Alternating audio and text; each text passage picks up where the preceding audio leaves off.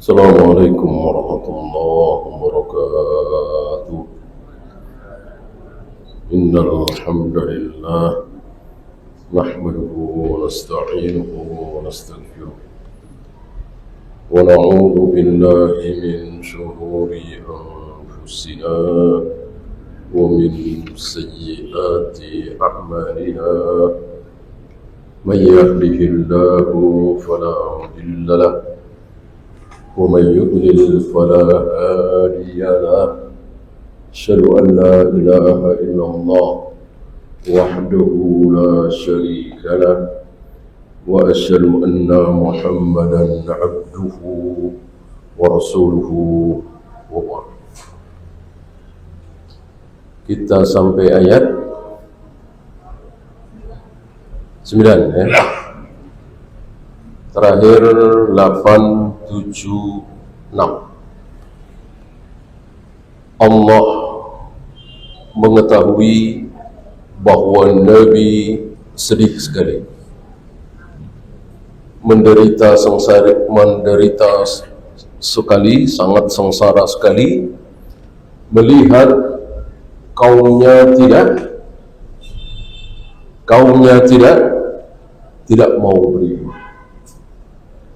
Sampai-sampai beliau ingin rasanya hilang saja. Bukan berusaha untuk bunuh diri, bukan.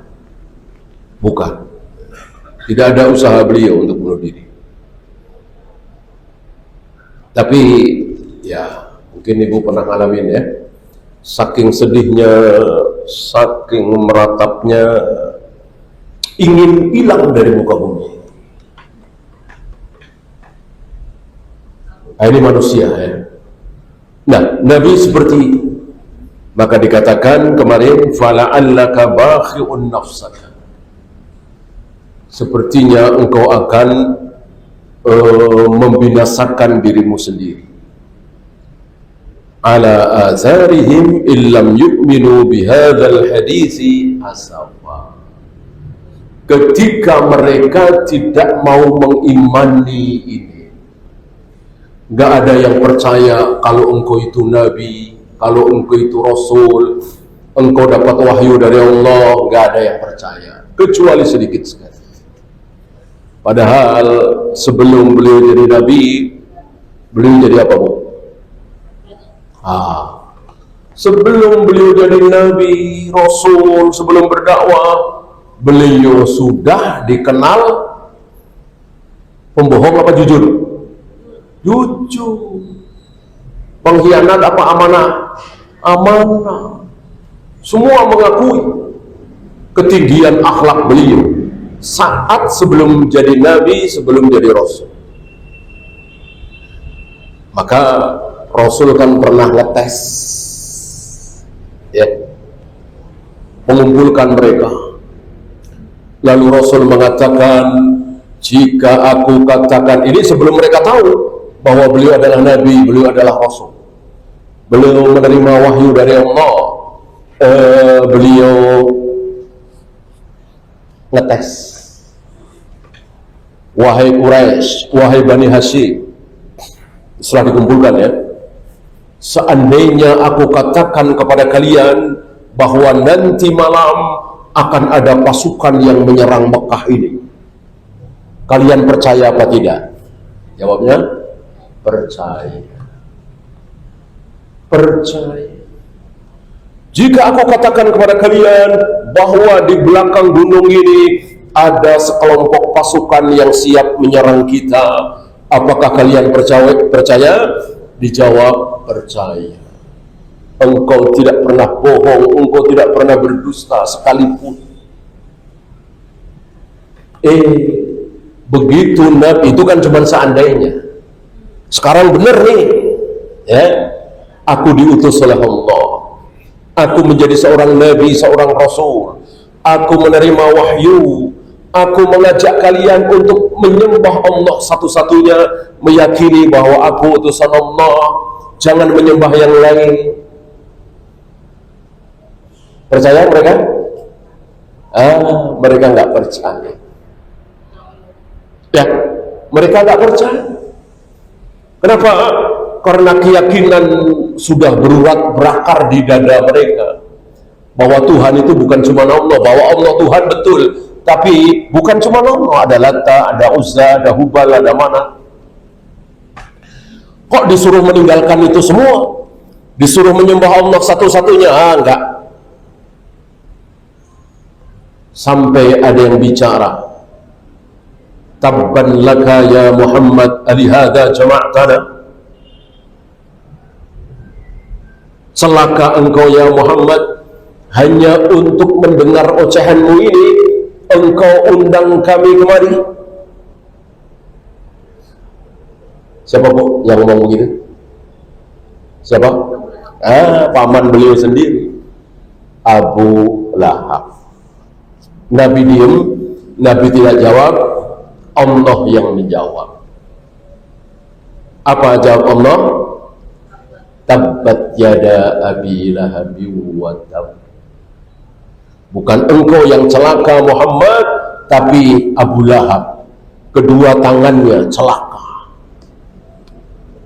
Bahkan dicap di Al-Quran itu, di ayat itu, di surat itu, saya selanaran datalah.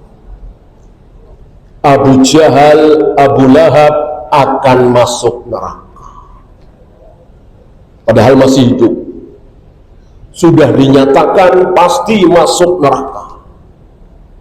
Dan betul, sampai akhir hidupnya menjadi musuh Islam, musuh Rasulullah SAW, dan jelas masuk Islam. Ini menunjukkan bahwa Al-Quran mukjizat. Al-Quran tidak mungkin salah.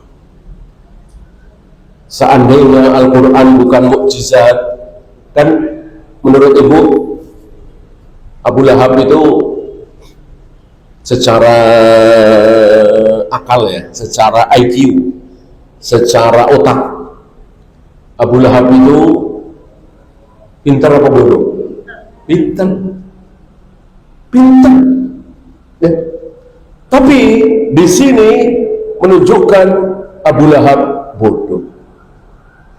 Coba kalau dia menggunakan kepintarannya, mudah untuk menghancurkan Islam, menghancurkan Rasulullah, mudah. Apa? Pura-pura aja masuk Islam. Udah pura-pura masuk Islam, baca syahadat, Rasulullah hancur, Al-Quran hancur. Masa masuk Islam neraka?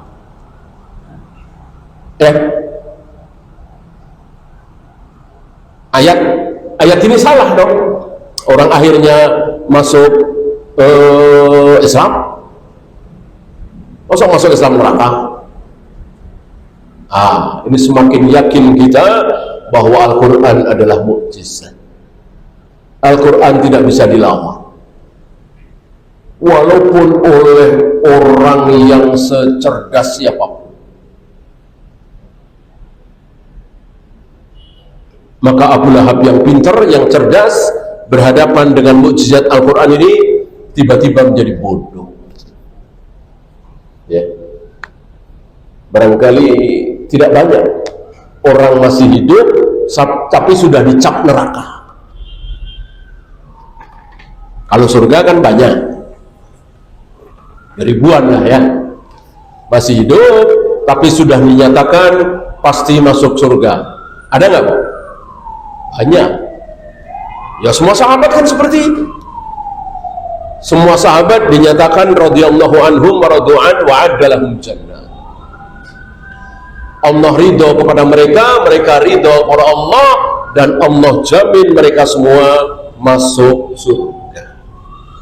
Itu keumuman sahabat, dimulai dari yang 10. Kalau yang 10 itu disebut secara langsung dalam satu sabda. Abu Bakar fil jannah, Umar fil jannah, Utsman fil jannah, Ali fil jannah, Zubair, dan seterusnya, itu diucapkan dalam satu sabda.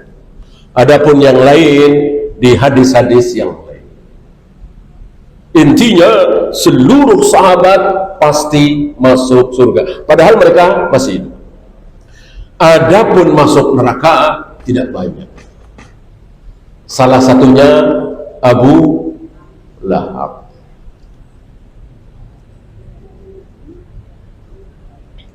Ya, kita lanjut. 9 dan 9, 10, 11, 12. Beliau kumpulkan jadi satu. Am hasibta anna ashabal kahfi warraqimi kanu min ayatina ajaba. Apakah engkau kira bahwa kisah Ashabul Kahfi, 7 pemuda yang tidur di dalam gua selama 300 tahun lebih, dan Rokim, nanti akan diterangkan oleh beliau Rokim itu apa, ada hubungannya dengan Ashabul Kahfi. Kanu min ayatina ajaba, cuman itu tanda-tanda yang menakjubkan. Ayat ini turun berkenaan dengan sebagian orang yang terkagum-kagum, berdecak kagum mendengar cerita tentang Ashabul Kahfi, seolah kehebatan Allah, kemahaluar biasaan Allah itu cuma itu, seolah tidak ada yang lain gitu. Padahal ada yang lebih dahsyat, ada yang lebih menakjubkan dari sekedar cerita Ashabul Kahfi, 7 pemuda tidur di dalam goa selama 300 tahun lebih. Ada yang lebih menakjubkan, lebih aneh, lebih dahsyat, dan itu kita saksikan setiap hari. Apa?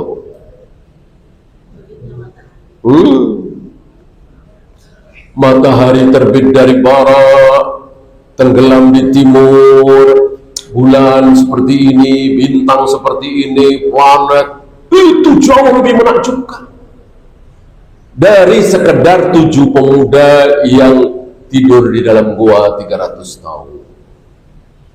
Biasa kita itu merasa aneh, merasa takjub, merasa hebat karena jarang lihat gitu ya. Orang pertama kali ke padang pasir barangkali takjub melihat ribuan hektar pasir semua sama batu ya. Berapa lama dia takjub? Saya ngalamin sendiri nggak sampai setengah jam ya. Pertama kali saya ke sana, saya menyaksikan ya awal-awal ya takjub. Perjalanan dari Mekah ke Madinah, menyaksikan, hebat ya, melihat pasir, batu, ribuan, mungkin ratusan ribu, mungkin jutaan hektar. Nggak sampai setengah jam, bosan ya. Masih mending di puncak, di Dieng, di Bromo ya, bisa berhari-hari nggak bosan-bosan, mungkin berbulan-bulan gitu ya. Allah Maha tahu kita ini memang salah satu sifat buruk kita adalah bosan, tidak menghargai nikmat. Ibu pernah bersyukur, alhamdulillah ya Allah banyak udara, ya Allah banyak oksigen, alhamdulillah. Pernah? Ya. Mungkin jarang, mungkin nggak pernah. Ya, karena apa? Padahal kan nikmat luar biasa, udara, oksigen. Setiap hari kita dapat, setiap hari kita nemu, tanpa bayar, tanpa usaha. Jadi lupa, tidak bersyukur. Oh, begitu dapat, tiba-tiba dapat hadiah, 2,5 juta, bersyukur minta ampun, alhamdulillah. Padahal mana yang lebih berharga, 2,5 juta apa udara di sekitar kita ini, oksigen? Coba nggak ada udara, seperti di bulan misalnya atau di mana, kayak apa, betapa mahalnya oksigen itu. Atau ada udara tapi paru-paru kita tidak bisa menghisap karena kelainan, maka butuh alat, betapa mahalnya itu. Begitu kira-kira. Ya. Maka jangan kita menjadi bodoh. Ya. Jangan tidak mengakui nikmat yang luar biasa dari Allah itu. Ada udara, alhamdulillah, jantung kita nggak ada masalah, ginjal kita nggak ada masalah, paru-paru kita nggak ada masalah, tensi juga tidak terlalu tinggi. Apa nggak nikmat ini? Lupa. Yang dilihat, temen beli mobil baru, tetangga beli rumah baru, kita nggak bisa beli, lalu sedih. Inilah manusia. Nanti akan dibawakan bagaimana Ibnu Abbas marah melihat beberapa tabi'in memperbincangkan tentang Ashabul Kahfi. Mereka berdecak kagum dan mereka tidak mengagumi bagaimana bulan, bagaimana bintang, bagaimana matahari, bagaimana nikmat yang luar biasa.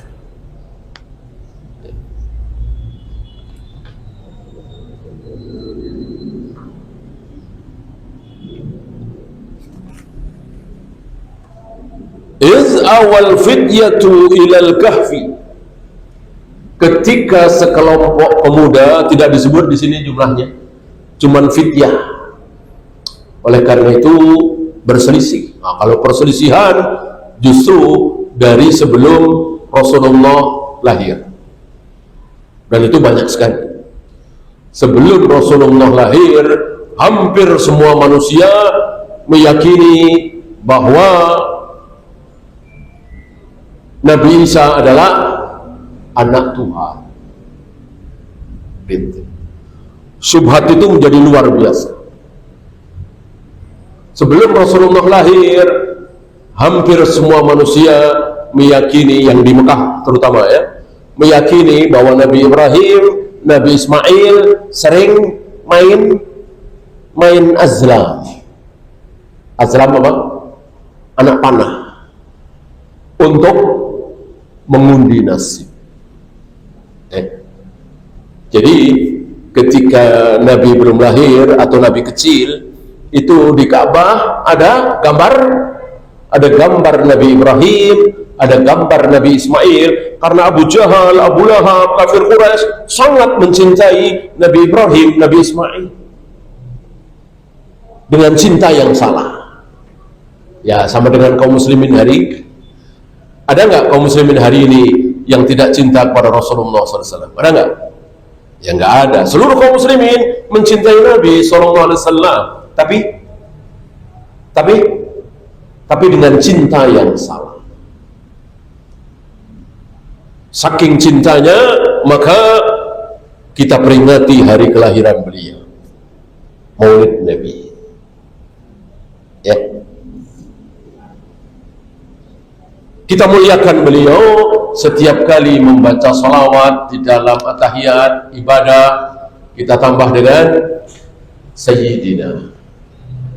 Betul? Salah. Bahwa beliau itu sayyid kita, sayyidu waladi Adam wala fakhar. Betul sekali. Bahwa beliau itu Sayyidina Muhammad, betul sekali. Tapi ketika kita at-tahiyat, baca salawat, Rasulullah tidak mengajarkan pakai Sayyidina. Cuma Allahumma salli ala Muhammad wa ala ali Muhammad. Nah, saudara-saudara kita ini dengan ro'yunya menambah Allahumma salli ala Sayyidina Muhammad wa ala ali Sayyidina Muhammad. Sunnah apa bid'ah ini? Jelas bid'ah. Yang sunnah tanpa Sayyidina. Begitu pula Abu Jahal, Abu Lahab, kafir Quraisy. Mereka begitu cinta kepada Nabi Ibrahim, Nabi Ismail dengan cara yang salah. Dibikinlah gambar patung Nabi Ibrahim, Nabi Ismail sedang memegang azlam anak panah untuk mengundi nasib. Itu kelakuan Abu Jahal, Abu Lahab. Setiap kali mau pergi, setiap kali mau istilah kita hajatan, mantu, setiap kali mau mengambil keputusan, jadi apa enggak, berangkat apa tidak, itu mengundi nasib dengan anak.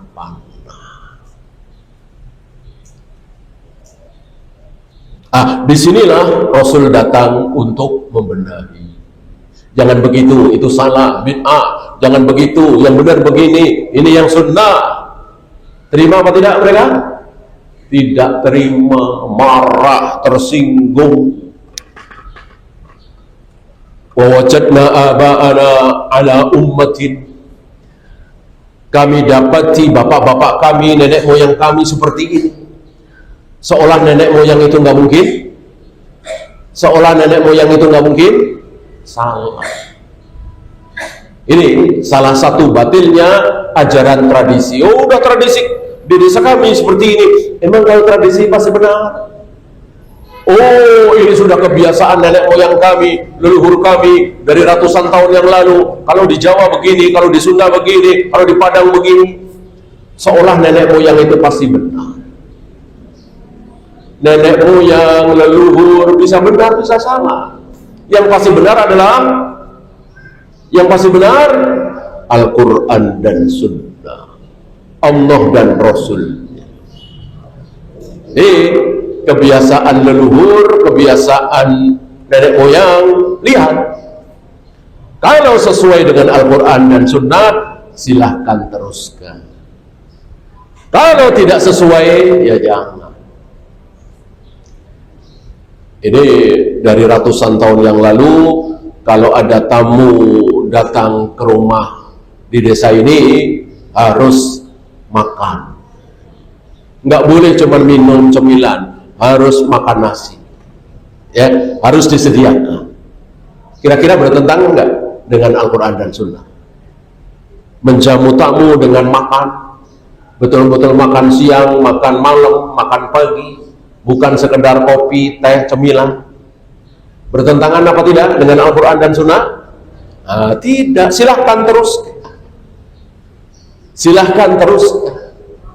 Ya. Oh, menjadi kebiasaan kami kalau ada tamu maka kita harus ngobrol bertiga. Ya. Jadi bukan cuman tamunya laki-laki kan? Bukan cuman suaminya saja, perempuannya juga harus di situ. Mau pakai jilbab, mau tidak, mau pakai daster doang, pokoknya harus ikut ngobrol. Ini kebiasaan tradisi leluhur kami sudah ratusan tahun yang lalu. Ini sesuai dengan Al-Quran dan Sunnah apa tidak? Ya tentu tidak. Kalau laki-laki yang menemui laki-laki, kecuali suami istri ya bolehlah. Istrinya juga nemuin, tapi ya tentu harus berhijab, tidak boleh membuka aurat dan seterusnya dan seterusnya. Intinya kalau sesuai dengan Al-Quran dan Sunnah benar, kalau tidak sesuai dengan Al-Quran dan Sunnah salah, harus ditinggal. Nah, kebiasaan bangsa kita nggak lihat Al-Quran, nggak lihat hadis, pokoknya ini tradisi kami. Pokoknya ini kebiasaan leluhur kami, nggak ada urusan dengan Al-Quran dan hadis.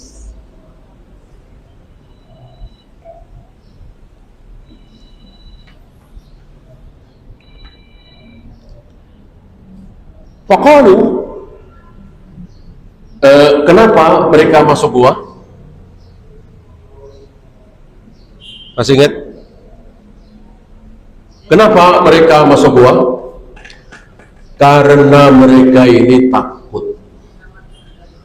7 pemuda ini, masih ingat, rata-rata mereka tinggal di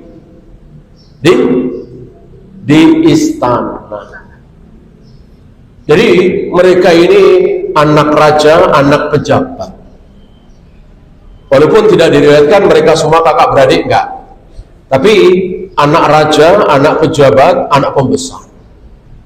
di mana raja, pembesar, pejabat, semuanya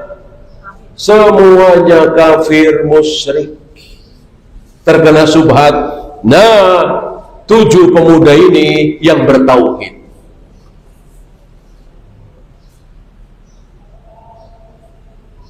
Ibu nggak usah nanya ya, itu yang ngajarin tauhid siapa? Kan pada kafir semua. Ya kalau boleh saya juga pengen nanya siapa. Ini Al-Quran nggak menyebut.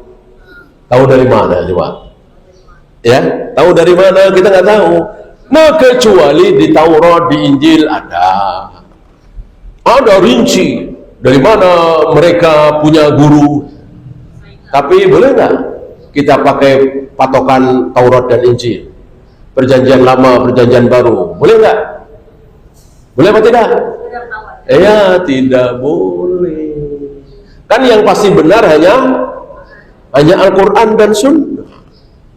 Taurat dan Injil belum tentu benar untuk sekarang ya, untuk setelah Al-Quran turun ya. Kecuali waktu zaman Nabi Musa ya benar semua Taurat. Zaman Nabi Isa seluruh Injil benar semua. Beliau wafat, beliau ditarik maksudnya ya, bukan wafat. Menurut mereka wafat ya, dibunuh, disalib. Nah, mulai dirubah-rubah Injil itu oleh seorang yang boleh dikatakan Dajjal bernama Paulus. Itu yang merubah-rubah Injil. Jadi sebetulnya Kristen itu bukan ajaran Nabi Isa, bukan ajaran Yesus, tapi ajaran karangan Paulus. Dan direvisi.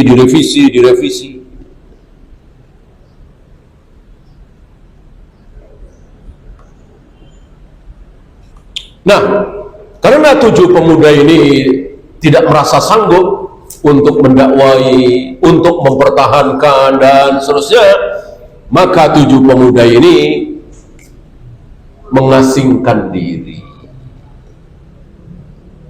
dengan satu kekhawatiran, jangan-jangan nanti ikut-ikutan menyembah berhala, ikut-ikutan berbuat syirik, berbuat kufur. Dari sini pelajaran bagi kita semua, terutama anak-anak muda. Ketika tidak mampu, tidak sanggup, tidak punya ilmu, tidak punya kekuatan, udah menyingkir saja demi menyelamatkan akidah. Ini kan dipuji oleh Allah, bukan cuma dipuji lagi, dijadikan mukjizat. Nggak mungkin Allah marah. Kamu gimana sih, masih muda, kenapa luyu begitu, kenapa menyerah sebelum bertanding, kenapa melarikan diri? Dakwain dong istana, ayahmu, ibumu pelan-pelan didakwai. Ya, kenapa malah lari? Kenapa malah bersembunyi di gua? Kenapa tidak engkau hadapi? Mati nggak apa-apa, mati syahid. Ya, Allah tidak marah seperti itu. Buktinya dijadikan mukjizat. Berarti Allah meridhoi 7 pemuda muslim ini, 7 pemuda yang beriman ini, walaupun menyingkir. Nah, cuman ya kita nggak tahu setahun, 2 tahun, 3 tahun sebelum menyingkir apa yang terjadi, kan kita nggak tahu. Mungkin sudah mendakwai, mungkin mereka tidak ada harapan, mungkin malah mereka dibentak, dipukul, ya. Cuman kan tidak ada kisahnya itu di Al-Quran. Al-Quran hanya ingin menceritakan ada 7 pemuda yang menyelamatkan keimanannya, agamanya, sampai harus menyembunyikan diri di sebuah gua. Ya. Pokoknya disitulah, di gua itulah mereka berdoa. Rabbana atina min ladunka rahmatan. Ya Rabb, ya Allah, berikan kepada kami rahmat dari sisimu. Wa hayyi' lana min amrina rasyada. Dan berikanlah petunjuk atas urusan kami. Mereka nggak tahu kami mau kemana, kami nggak tahu ya Allah. untuk menyelamatkan akidah ini, tauhid ini, kami harus bagaimana, kami harus kemana, kami nggak tahu, kira-kira begitu. Tunjukinlah kepada kami apa yang harus kami perbuat. Mereka istirahat di Kuwait. Mungkin dari awal juga nggak ada niat, ya, mau ke gua itu. Adapun niat supaya kami menjadi orang bersejarah tidur di dalam gua 300 tahun, ya nggak mungkin. Nggak tahu mereka. Taunya bahwa mereka ingin menyelamatkan agamanya, akidahnya. Gimana? Pergi dari istana ini. Kalau tidak pergi, besar kemungkinan kita akan ikut-ikutan kafir, ikut-ikutan musyrik, menyembah berhala dan seterusnya. Ya. Karena memang mereka tertimpa syubhat, bukan tertimpa syahwat. Kalau tertimpa syahwat, insya Allah pembesar istana nggak marah. Mabuk misalnya, itu raja, pejabat semuanya mabuk, 7 pemain nggak mau mabuk, marah nggak kira-kira? Insya Allah. Kamu jadi anak nggak nurut sama mertua, sama orang tua. Kamu tahu orang tua tiap malam mabuk, kenapa kamu nggak mau mabuk? Kira-kira begitu? Insya Allah. Justru orang tua itu rata-rata udah biar bapak aja yang mabuk, biar bapak aja yang rusak, kamu jangan ikut-ikutan rusak. Ya, apakah para pelacur itu bercita-cita anak-anaknya semua jadi pelacur semua? Tentu tidak. Apakah para koruptor itu bercita-cita nanti anaknya jadi koruptor semua? Insya Allah tidak. Apakah para perampok, para pencuri, para pemabuk ingin anak-anaknya seperti itu? Insya Allah tidak. Biar kami saja orang tua yang rusak, anak-anak, cucu jangan. Itu rata-rata seperti itu. Beda dengan Ahmadiyah yang meyakini bahwa ada nabi lagi setelah Nabi Muhammad bernama Mirza Ghulam Ahmad. Dia yakin betul. Dia ingin anaknya seperti itu, pasti ingin. Bukan cuma anaknya, cucunya, cicitnya. Mereka berusaha sekuat tenaga supaya anaknya, cucunya, cicitnya meyakini bahwa Mirza adalah nabi terakhir, bukan Nabi Muhammad SAW. Itulah syubhat.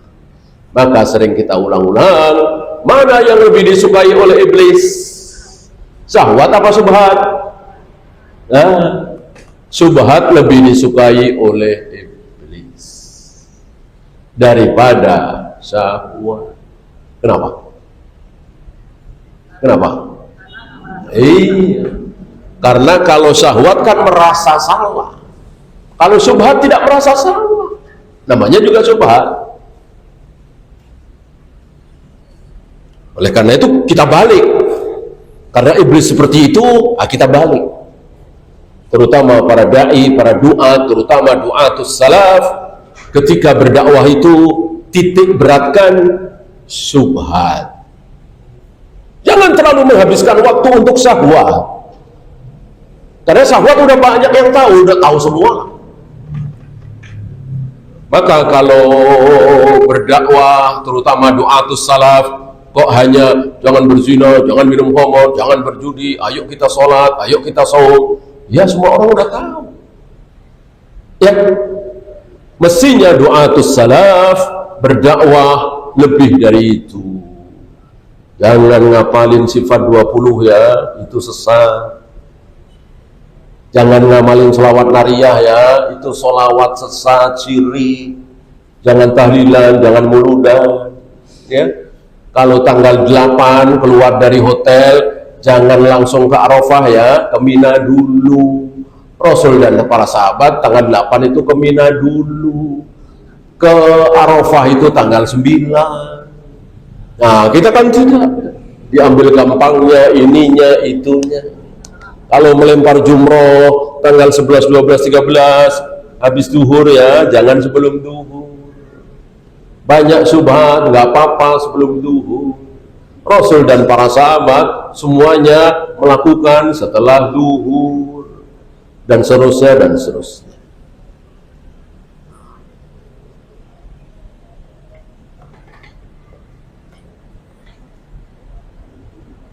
وَضَرَبْنَا عَلَى آذَانِهِمْ فِي الْكَهْفِ سِنِينَ عَدَدًا. Kami tutup telinga mereka. Ya kalau mata udah jelas ya. Telinga tertutup, otomatis biasanya mata tertutup. Kalau mata tertutup, apakah otomatis telinga tertutup? Belum tentu. Ibu merem, tapi masih dengar orang ngobrol, bisa nggak? Nah, masih bisa kan? Cuman matanya aja dimeremin. Ada orang ngobrol masih dengar, orang belum pules, tapi merem. Gitu. Ibu nggak dengar apa-apa, ibu nggak dengar apa-apa. Biasanya mata pasti. Ibu nggak dengar apa-apa nih, bahkan dipanggil-panggil nggak dengar. Itu biasanya mata pasti merem. Kalau ibu nggak dengar apa-apa, mata melek, ya pada takut semua, ya kan? Mata melek, tapi nggak dengar apa-apa, oh, sekeluarga pada nangis. Ya. Ini luar biasa ya. Maka dikatakan fadarabna ala adhanihim. Kami tutup telinganya, nggak dengar apa-apa, otomatis pules. Ya, di gua itu sinina adada, beberapa tahun. Tidak dikatakan 300 tahun. Ya. 300 tahun lebih itu di dalil lain. Ya. Di sini tidak dikatakan 300 tahun.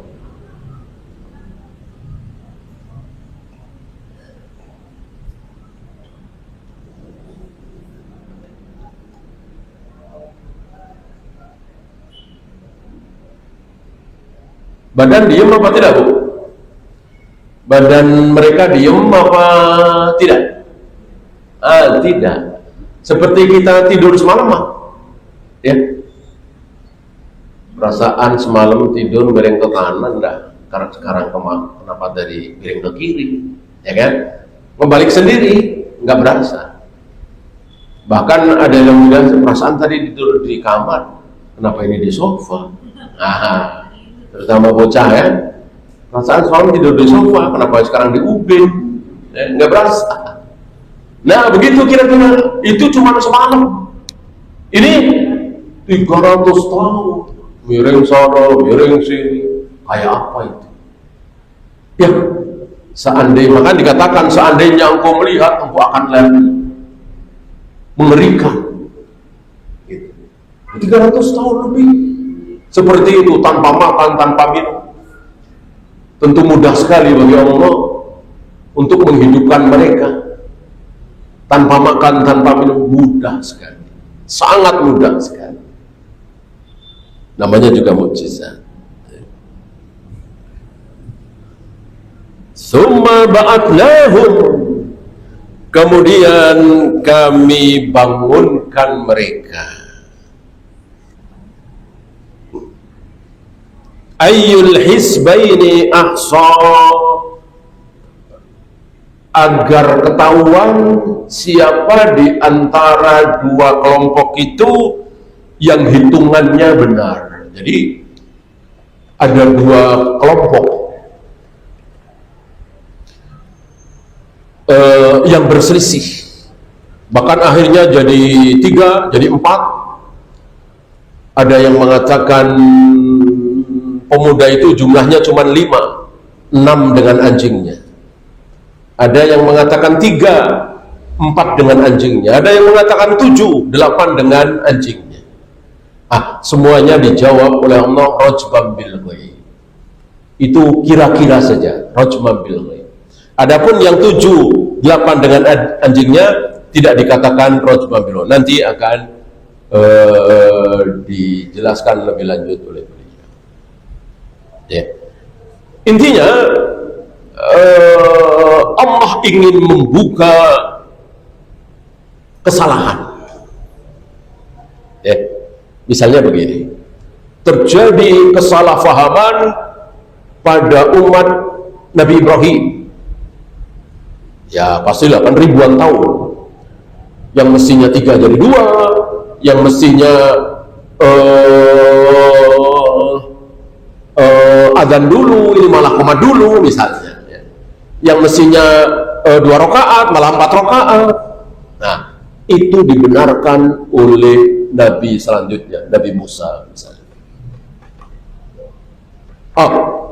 Nabi Musa wafat, kemudian puluhan, ratusan tahun terjadi kesalahan lagi, penyimpangan lagi, bid'ah lagi, diluruskan, dibetulkan oleh Nabi selanjutnya.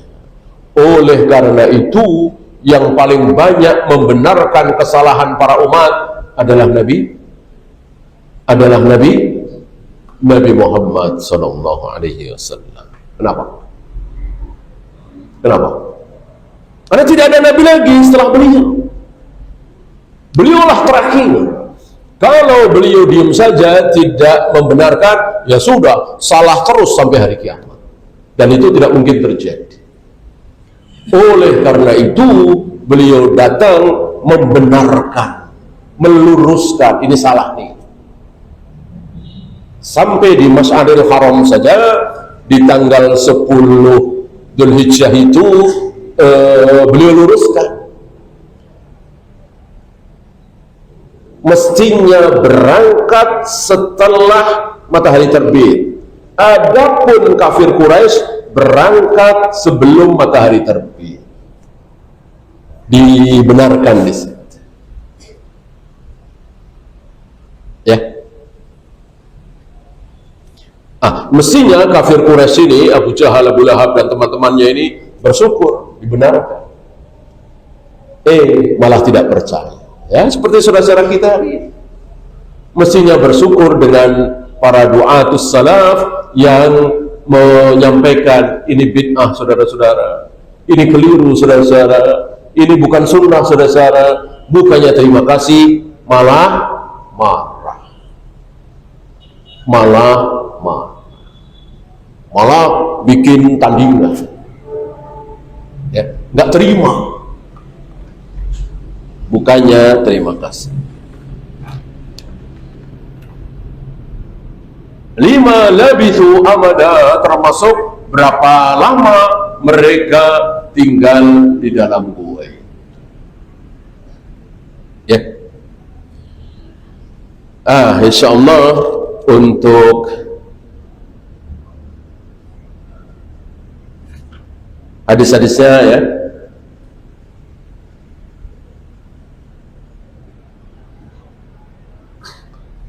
Tidak banyak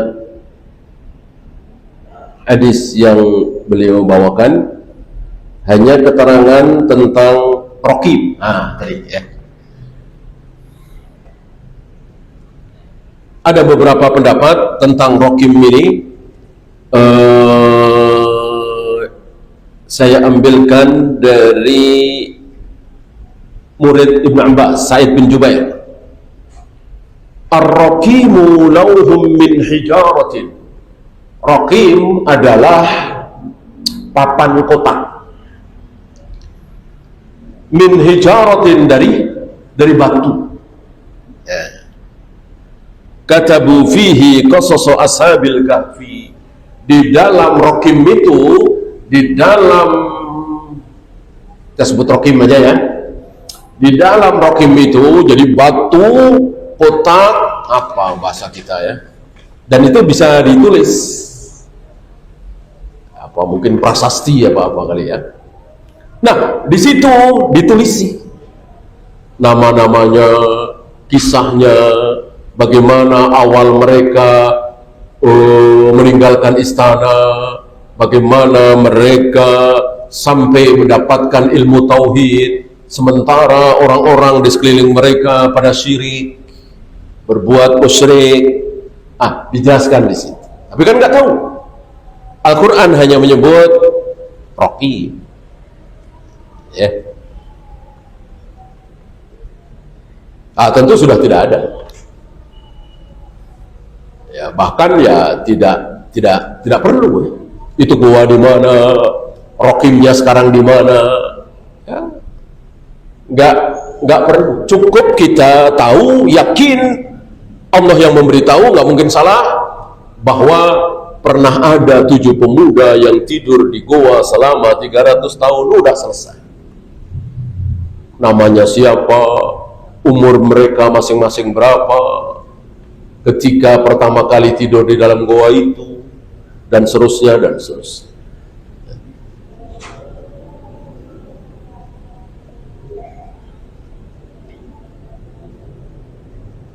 Ada pertanyaan? Silakan.